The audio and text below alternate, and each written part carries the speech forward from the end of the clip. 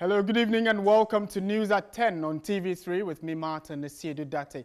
This evening we have major stories for you, including all the highlights that are making rounds in the country. And also we'll be bringing you stories that have to do with sports and some big issue that happened today at the Bukom Boxing Arena. Time now though for the big one. At the Unity Walk in Kumasi, who gave you the t-shirt? Unity Walk na work Kumasi no. Why am I t-shirts no? I mean, the other t-shirts mine. Me no because now make me a kai say near Drew market no.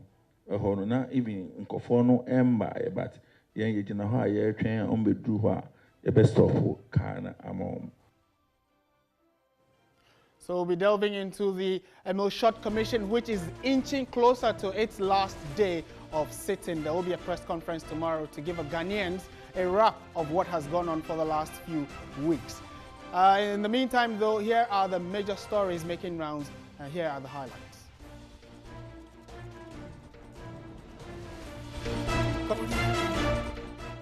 Scheduled bout due to the late arrival of the boxers.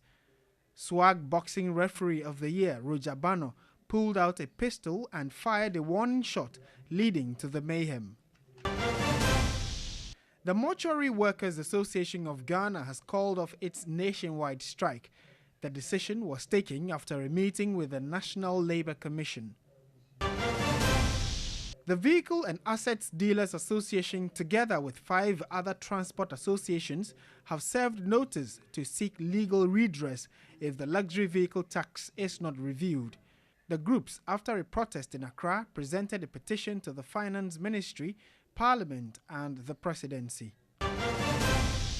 A committee has been set up to look into the mass failure of students who sat for the 2018 law school examination.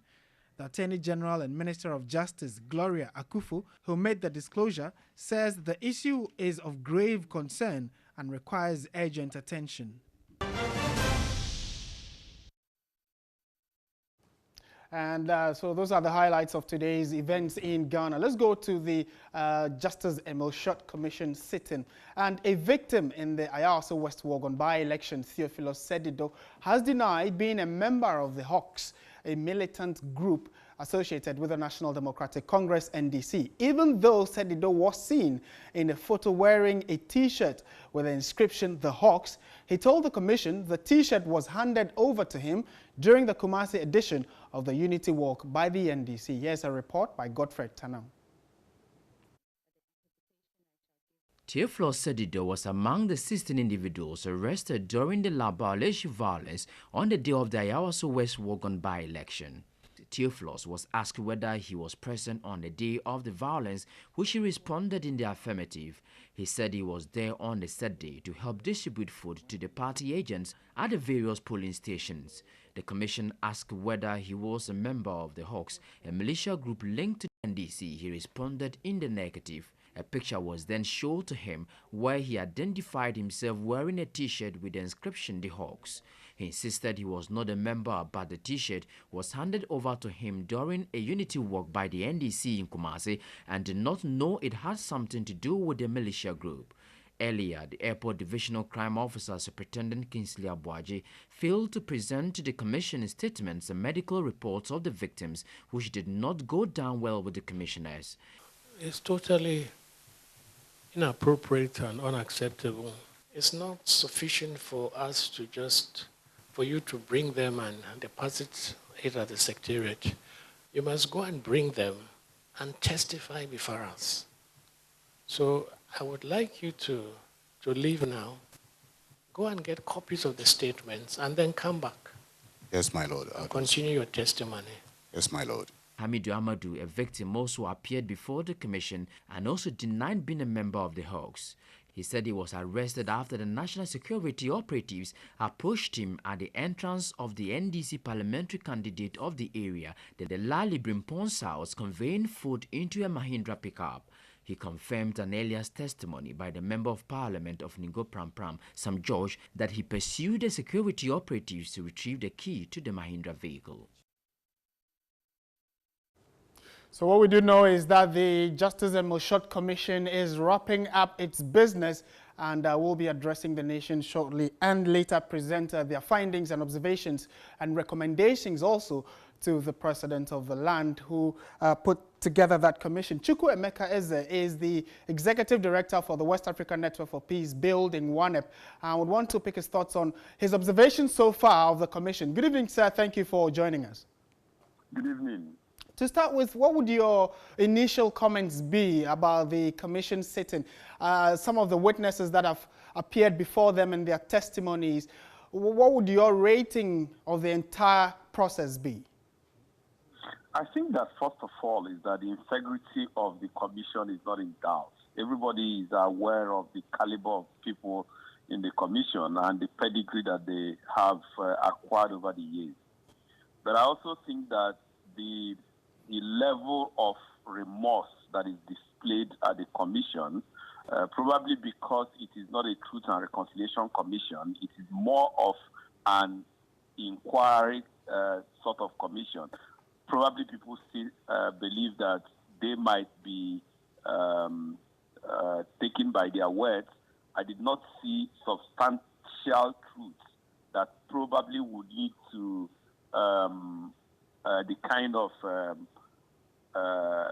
way forward that everybody expected. But I think that one thing is very clear. There is now public consciousness with regards to the issue of vigilante in Ghana.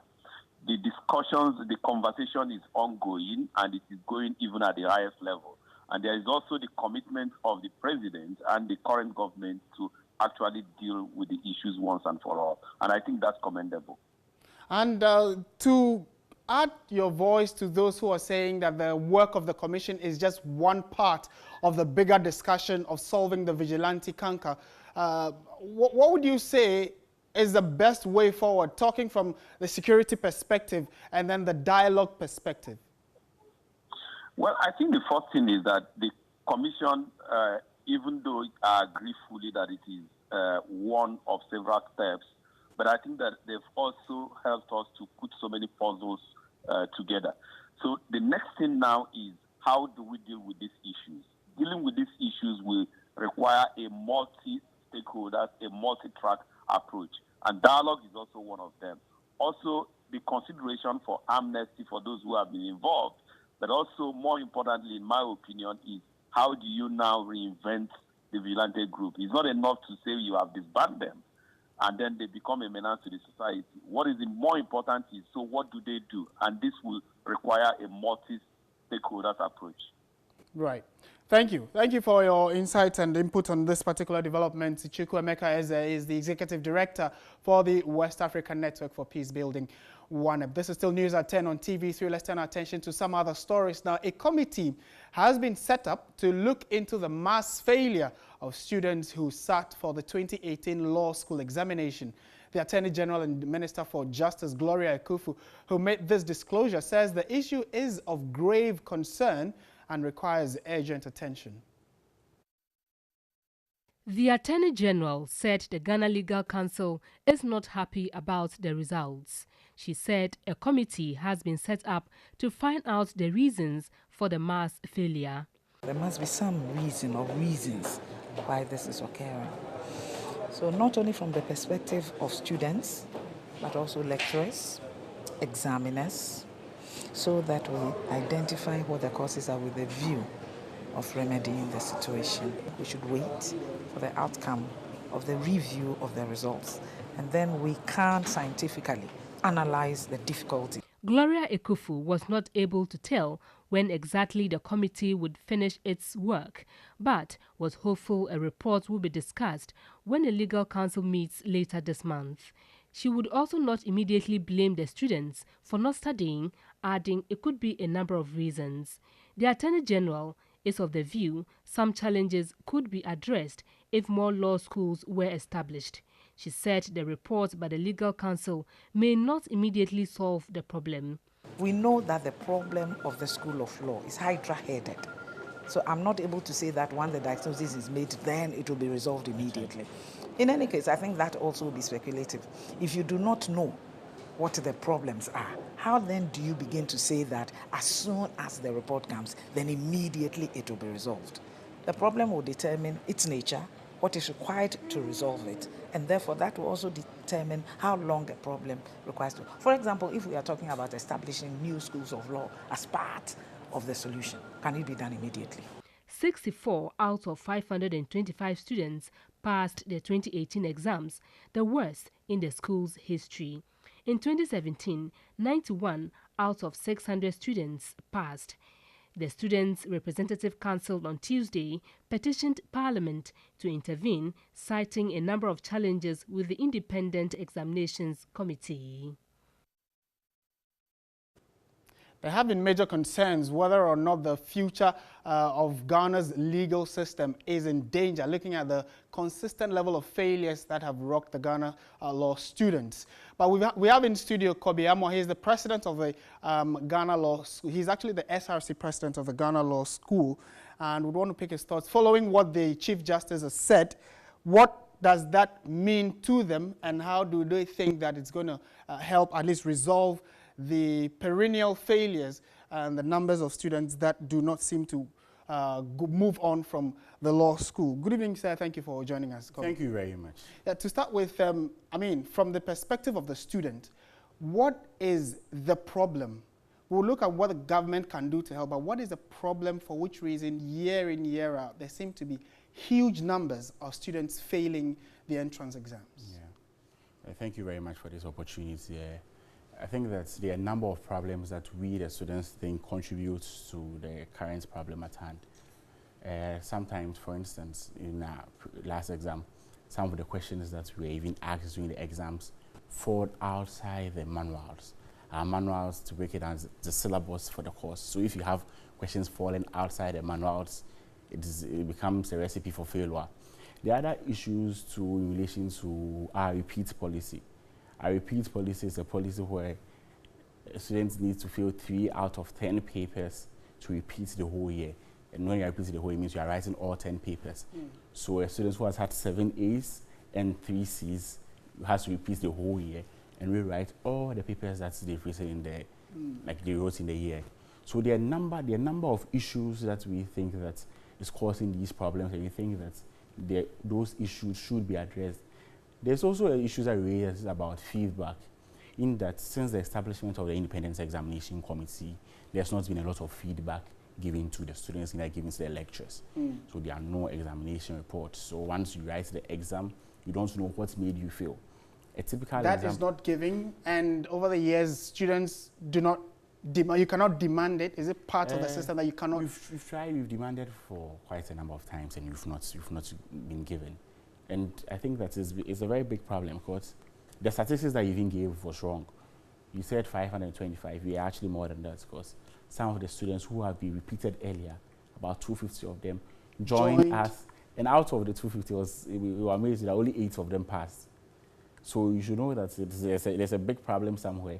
And if 8 out of the 250 repeated students are passing, it means they don't even know what they did wrong. So if you don't stay here, these problems will keep on. Persist. So where do we lay the blame? Is it the tuition system, the syllabus, or the students are also part to blame? Where exactly can we lay a finger and say that this is where the root problem is? Let's deal with it. Yeah, generally, we don't believe is with the tuition. I always say it's not tuition. We are taught by some of the best legal brains that have in the country: Supreme Court judges, Court of Appeal judges, lecturers who have been teaching for about 25 years, and we've not had this problem. As students too, we do our best. We study according to the plan. You're sure students learn? Yeah, we do our best. We study. And you see, I've done a lot of interviews today. I keep on telling people, excuse me to say, law students are not just any ordinary students. Like, before we get to the professional level, the sieving process, it's like in itself, has sieved the students. So it's just the best that gets there. In that, for you to even be able to get opportunity to do law, it's a problem. It's very difficult to do law at the LLB level. After that, all the law students from all the faculties, when you write the entrance exam, it's only about 25% who fail. So when 25% of these students fail, who pass, sorry. So when these 25% get to the professional level, and just about 8-9% are passing, then there's a problem somewhere. The Attorney General, after your meeting with her, says that they are going to, a committee is being set up to look into it. Is that a response you think is at least a step in the right direction to address the problem? Setting up a committee to look into why students are failing. You know, today we are in a meeting with the Parliamentary Select Committee on Constitutional, Legal and Parliamentary Affairs, and we finished very late.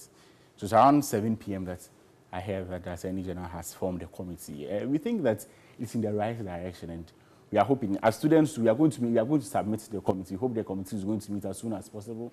They are going to have short timelines, which is going to deal with the problems at hand.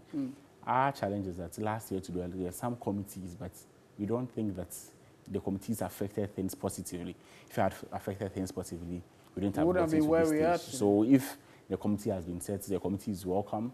We as students, we are going to make our representations to the committee, hoping that things are going to be done to favor, not to favor the students, but things are going to be done in the right way. So that what expectations do you have, finally, and briefly, what is the expectation you and your colleagues have from the committee that has been set up? What do you want to see? So we said, okay, now finally we have made a clear headway. Maybe the recommendations, what you seek from the committee may have two forms. The short term, that's for this particular exam, and maybe the long term. The short term, as I said, the cost of remarking, it's very expensive. Paying 3,000 Ghana cedis per paper, it's per paper to remark. Per paper for yes, the 10? Per paper for the 10. So if you are failing for 12,000, I know someone who has paid 24,000 though. Yes, so they should reduce that. We want them to pay about 500, which we think it's reasonable enough for such a situation. Also, we're hoping that those questions which we have complained that were set out of the manuals, all those questions should be cancelled for those who failed, and the rest should be marked over 100. These are two things that we are looking for now. We're also looking for a scrap of our repeat system, which we think that it doesn't help. The repeat system. You write 10 papers in a year, and when I'm saying 10 papers in a year, I'm talking about 2 separate exams. Right. The first exam is a set of 6. The second exam is a set of 4. Okay. Then after they combine everything together, they need to fail 3 out of the 10 before you can make to repeat. Oh. And as I told you earlier, a C is a failure. It's a failure. Yeah. Well, we all hope for the best, at least hopefully next year by this time when we are writing stories as media houses about the Ghana law students, the failures would have reduced probably negligible numbers. We've been speaking with Kobe Amwa. He's the SRC president of the Ghana Law School. And as you would know, the Chief Justice has set up a committee to look into the persistent failures. We hope that something positive comes out of it. Thank you very much. And this is still News at 10 on TV3. We'll be back with more. Stay with us.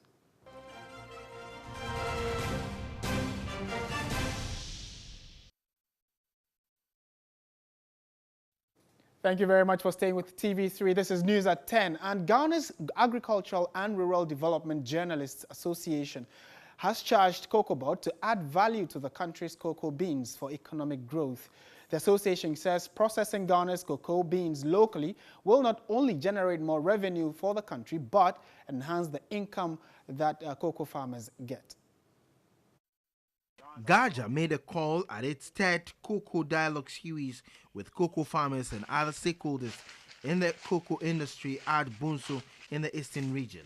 Cocoa is an essential commodity in growing the Ghanaian economy. The cash crop is the leading agricultural export and generates about $2 billion in foreign exchange annually. But the Ghana Agricultural and Rural Development Journalists Association, Gaja says research indicates the country can generate $200 billion in foreign exchange annually from cocoa if locally processed. At a Cocoa Dialogue series, president of the association, Richmond Frimpong, said the time has come for Cocoa Board to add value to local cocoa beans. We are proposing that if Cocoa Board can at least give 50% of our cocoa beans to cocoa processing company for them to produce for external market.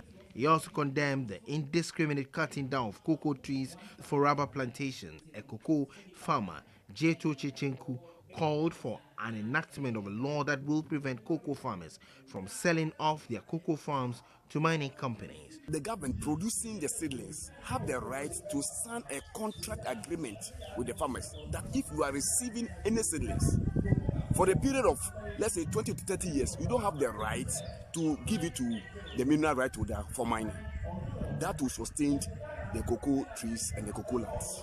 Community Extension Agent of Cocoa Board at the Chimtafo District, Franklin Bwedu, says they have already initiated moves to promote local processing of cocoa beans. Cocoa Research of Ghana has started producing some gins and wines with it. Just expansion. So that is the expansion that the government is seeking to do. So Cocoa Board is very serious about the expansion of the industry by adding value to the cocoa. The dialogue brought together journalists, farmers, civil society groups, government officials, and agricultural experts to discuss and proffer solutions to challenges facing the cocoa sector. It was under the theme "Cocoa is the backbone of our country and its sustainability." And school children at Sefirioso in the Western North region are optimistic of improved performance in the academics later this year. This is a report filed by our regional correspondent in the Western region. The teaching and the learning of ICT has become a difficult task for schools in the Sefirioso municipality. Without access to computers for practice, students in the community schools only learn the theory of ICT to sit for the basic school certificate examinations BCE. Mining firm Kinross Chirano Gold Mines has responded to these educational needs by providing a fully furnished computer laboratory and library to benefit over 1,000 school children at Sefirioso and adjoining communities. The 10-seater computer lab with fully connected internet is expected to aid the pupils in their practical ICT studies. Some of the pupils were excited at the first-time opportunity to handle a computer. My first experience for using the computer, I've been learning it on board, but today I can see it's very good. I've gotten some experience, much experience. It's better than on the board. This is the first time I'm using a personal computer here. And I've been learning ICT so I can enhance my typing skills. Municipal Director of Education Thomas Ichampo said the ICT Center will bridge the digital gap between rural and urban students. With this one now, we hope it will enhance our practical ways as far as the ICT is concerned. General Manager of Kinross Chirano Gold Mines, Adriano Subrera, says the intervention forms part of the company's corporate social responsibilities. We want to start them young, have these facilities available, because then they have the opportunity to become the best that they can be. Without these facilities, they obviously have a deficiency in many, many areas. The computer lab is expected to enhance the teaching and learning in the area. Meanwhile, the mining firm, in partnership with the Third Eye Care and Vision Centers, offered a free eye care to residents of Chirano and its environs. Dr. Edu Ajiman observed that 8 out of 10 people screened had presbyopia. From Sefwi, let's come to the Greater Accra region, specifically Bukom, where confusion broke out after a gun was fired at the Bukom Boxing Arena on Wednesday night following the cancellation of a scheduled bout due to the late arrival of the boxers. SWAG Boxing Referee of the Year, Roger Bano, pulled out a pistol and fired a warning shot, leading to the mayhem. Here's a report by Peter Kwao Adato.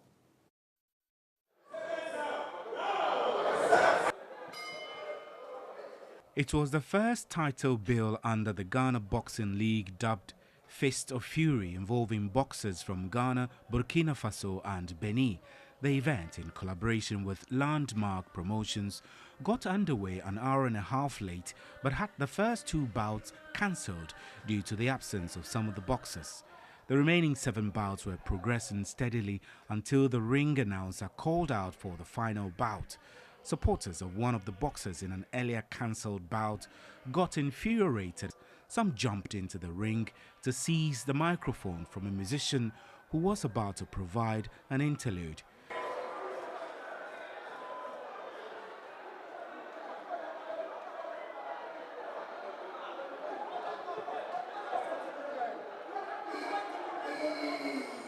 The fans insisted the fixtures could not end without a super lightweight clash between Faisal Abubakar and Henry Mensah. Swag Boxing Referee of the Year Roger Barno dared the angry youth, resulting in the pandemonium.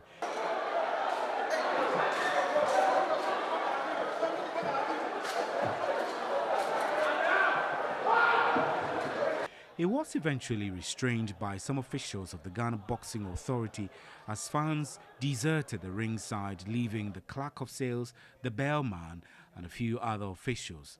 By this time, Roger Barno, who had taken refuge in one of the media centers, was recognized by some angry fans ready to confront him, but were stopped.